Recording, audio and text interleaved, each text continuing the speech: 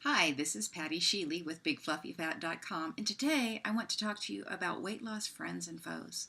Whenever I was overweight, I didn't realize some of the food choices I was making and decisions I was making was really aligning myself with the problem that I was already have with carrying too much weight. And as I began to identify some of the friends and foes that were always available to me, it became much easier for me to maintain a healthy body weight. So I want to talk about some of those.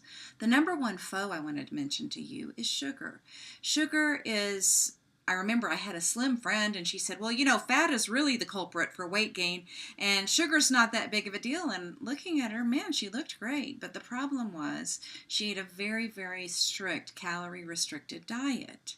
And unless we're willing to do that, really sugar causes the body to spike our insulin level, and that signals the body to store fat while giving the calories needed to create the fat. So sugar has a double whammy in terms of our problems, especially added sugar.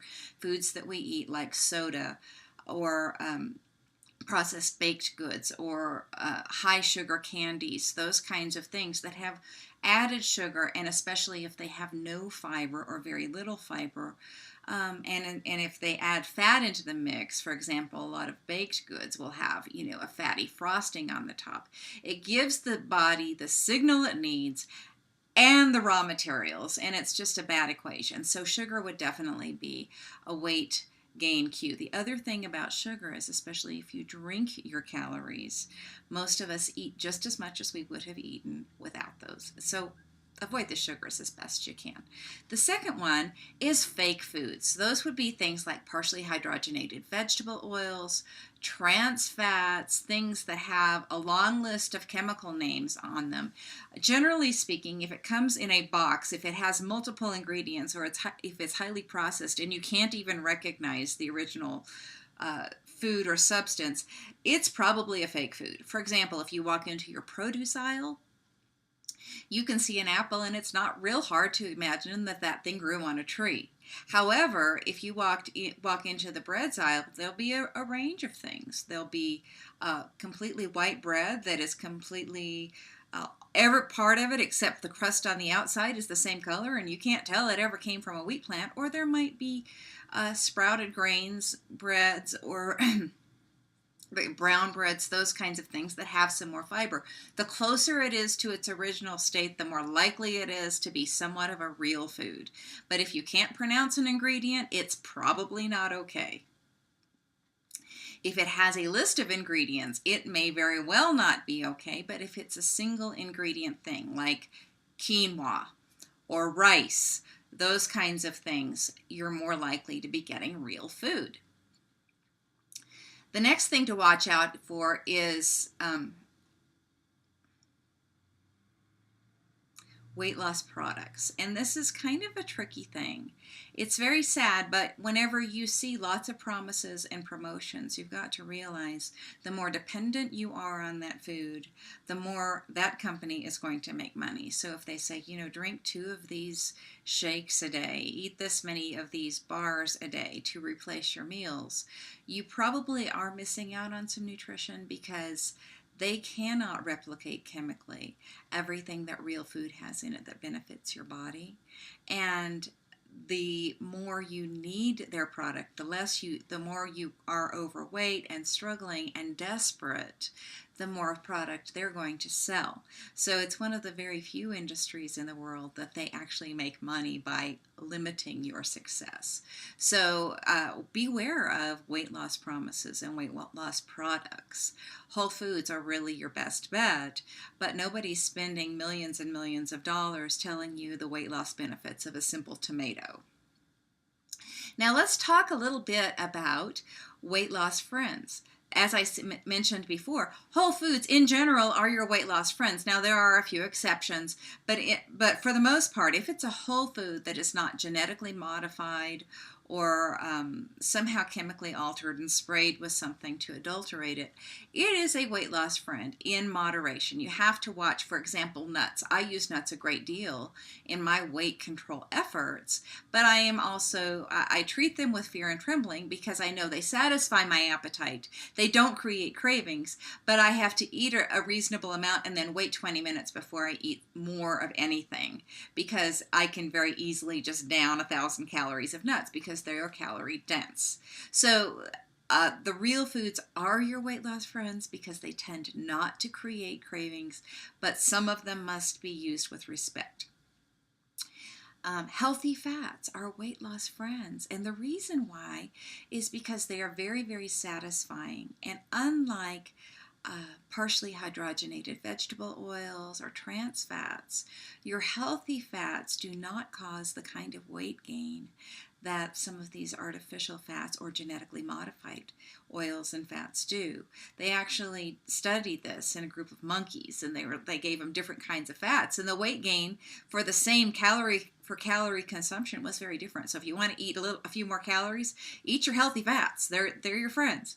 Another thing that is your weight loss friend is fiber. It fills you up. It keeps food moving. It helps get rid of things in your body that would slow things down and create an opportunity for food and calories to stick around and make fat. Increase your fiber intake, and I like to use non-starchy foods to increase my fiber. And so that might be nuts, it might be vegetables, it might be berries, things of that nature. I try not to have a diet that is high in grains, even whole grains, because whenever you look at the number of calories in a cup of carrots versus the number of calories in a cup of brown rice, you're going to have a great deal more calories in that brown rice. And starches turn into sugar in the system, and they give the body a store fat cue.